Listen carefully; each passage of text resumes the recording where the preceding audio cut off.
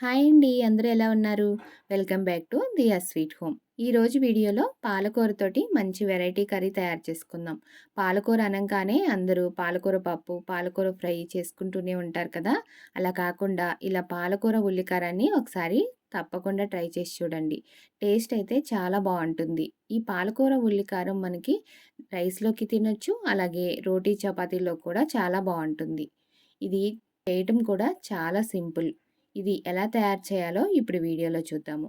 ముందుగా పాలకూర ఉల్లికారం కోసం 4 కట్టలు పాలకూర తీసుకుని, పాలకూరని శుభ్రంగా క్లీన్ చేసుకుని, ఆ తర్వాత ఉప్పు నీళ్ళల్లో ఒక 4 సార్లు కడిగి తీసుకోవాలి.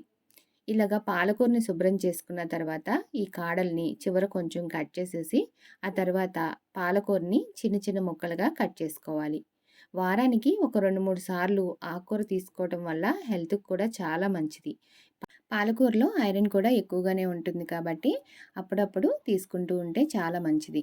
ఇలా చిన్న చిన్న ముక్కలుగా కట్ చేసుకున్నాం కదా! ఇప్పుడు ఒక గిన్నెలోకి తీసుకొని పక్కన పెట్టుకోవాలి. ఆ తర్వాత 3 లేదా 4 ఉల్లిపాయలను తీసుకోవాలి. మీరు మీడియం సైజ్ తీసుకుంటే కనుక 4 ఉల్లిపాయలు తీసుకోండి. పెద్దవి తీసుకుంటే ఒక 3 తీసుకుంటే సరిపోతుంది. ఇప్పుడు వీటిని చిన్న చిన్న ముక్కలుగా కట్ చేసుకోవాలి. ఉల్లిపాయ ముక్కలు ఇలా కట్ చేసుకున్న తర్వాత మిక్సీ జార్ తీసుకొని అందులోకి మనం కట్ చేసిన ఉల్లిపాయ ముక్కలు వేసుకుని తర్వాత 4 లేదా 5 వెల్లుల్లి రెబ్బలు వేసుకోవాలి. వెల్లుల్లి రెబ్బలు కొంచెం పెద్దగా ఉన్నాయి కాబట్టి 5 వేశాను. చిన్నగా ఉంటే ఒక 7, 8 వేసుకోండి. అలాగే కొంచెం చింతపండు, అలాగే ఒక స్పూను జీలకర్ర, కొంచెం పసుపు, రుచికి సరిపడినంత ఉప్పు, రుచికి సరిపడినంత కారం వేసుకుని ఇప్పుడు ఈ ఉల్లిపాయల్ని మెత్తగా పేస్ట్ చేసుకోవాలి. మరీ ఫైన్ పేస్ట్ ఏమీ చేయాల్సిన అవసరం లేదు. ఇప్పుడు నేను వీడియోలో చూపిస్తున్నాను కదా! ఈ విధంగా గ్రైండ్ చేసుకుంటే సరిపోతుంది. ఇప్పుడు ఈ ఉల్లికారాన్ని పక్కన పెట్టేసుకొని, ఇప్పుడు స్టవ్ వెలిగించుకొని ఒక ప్యాన్ పెట్టుకొని అందులోకి 3 టేబుల్ స్పూన్లు ఆయిల్ వేసుకోవాలి. ఈ కర్రీకి ఆయిల్ అనేది కొంచెం ఎక్కువే పడుతుంది. ఇలా ఆయిల్ వేడయిన తర్వాత ఇందులోకి 3 ఎండుమిరపకాయలు, అలాగే పొట్టు తీసేసిన వెల్లుల్లి రెబ్బలు ఒక 10 లేదా 12 వేసుకోవాలి. ఆ తర్వాత ఒక స్పూన్ ఆవాలు, ఒక స్పూన్ మినపప్పు, ఒక స్పూన్ పచ్చిశనగపప్పు, హాఫ్ స్పూన్ జీలకర్ర వేసుకుని, కొంచెం కరివేపాకు వేసుకుని వీటన్నిటిని గోల్డెన్ కలర్ వచ్చేంత వరకు వేయించుకోవాలి. వెల్లుల్లి రెబ్బలు వేసుకోవడం వల్ల ఇవి ఆయిల్లో వేగి మనం కర్రీ అన్నంలో కలుపుకు తినేటప్పుడు మధ్య మధ్యన తగులుతుంటే టేస్ట్ బాగుంటుంది. వెల్లుల్లిపాయలు ఎవరికైనా ఇష్టం లేని వాళ్ళు వేసుకోకపోయినా పర్వాలేదు.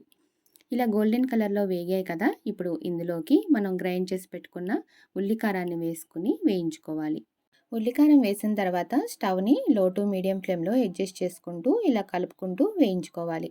ఉల్లికారం అనేది ఎంత బాగా వేగితే ఈ కర్రీ టేస్ట్ అనేది అంత బావుంటుంది.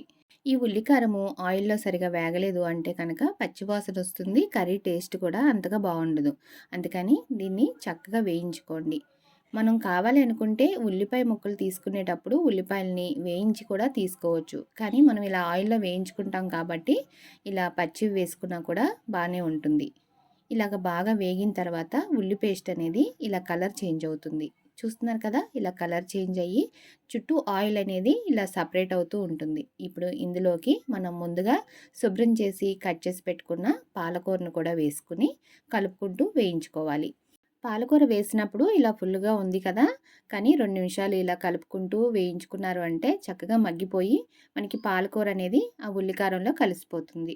మనం పాలకూర వేసిన తర్వాత పాలకూరలోని వాటర్ అనేది రిలీజ్ అయ్యి ఈ కర్రీ కొంచెం పల్చగా అవుతుంది. ఇలా పల్చగా అయిన కర్రీని మూత పెట్టకుండా ఇలా కలుపుకుంటూ వేయించుకుంటూ ఉంటే మనకి ఆ వాటర్ అంతా ఎవాపరేట్ అయిపోతుంది. అలాగే మనం వేసిన పాలకూర కూడా ఆయిల్‌లో చక్కగా వేగి కర్రీ అనేది దగ్గర పడుతుంది.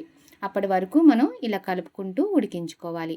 ఇప్పుడు ఉప్పు, కారం ఒకసారి చెక్ చేసుకొని చాలకపోతే కనుక ఇప్పుడు వేసుకొని ఇలా కలుపుకుంటూ వేయించుకోవాలి. పాలకూర వేసిన తర్వాత ఇది మొత్తం వేగి ఈ కర్రీ దగ్గర పడడానికి మనకి ఒక 7, 8 నిమిషాలు టైం పడుతుంది. చూసారు కదా! ఆకుకూర చక్కగా ఫ్రై అయిపోయింది. అలాగే అంచుల వెంట ఆయిల్ కూడా సపరేట్ అవుతుంది. ఇలా వేగింది అంటే మనకి కర్రీ రెడీ అయిపోయినట్లే.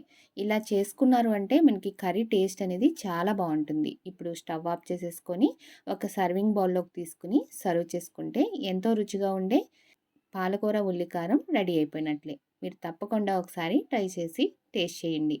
ఇప్పుడు ఈ పాలకూర ఉల్లికారాన్ని వేడివేడి అన్నంలో వేసుకొని కలుపుకొని తింటే మధ్య మధ్యన మనం వేయించిన ఆ వెల్లుల్లి రెబ్బలు తగులుతూ టేస్ట్ అయితే చాలా బాగుంటుంది. మీరు ట్రై చేసి మీకు నచ్చింది లేనిది నా కమెంట్ సెక్షన్లో తెలియచేయండి. అలాగే ఈ వీడియో నచ్చితే కనుక ఒక లైక్ చేయటం మాత్రం మర్చిపోకండి. నా ఛానల్ ఎవరైనా ఫస్ట్ టైం చూస్తుంటే నా ఛానల్ని సబ్స్క్రైబ్ చేసుకుని పక్కనే ఉన్న బెల్ ఐకాన్ క్లిక్ చేస్తే నేను ఎప్పుడు వీడియో అప్లోడ్ చేసినా మీకు వెంటనే నోటిఫికేషన్ వస్తుంది. Thank you for watching.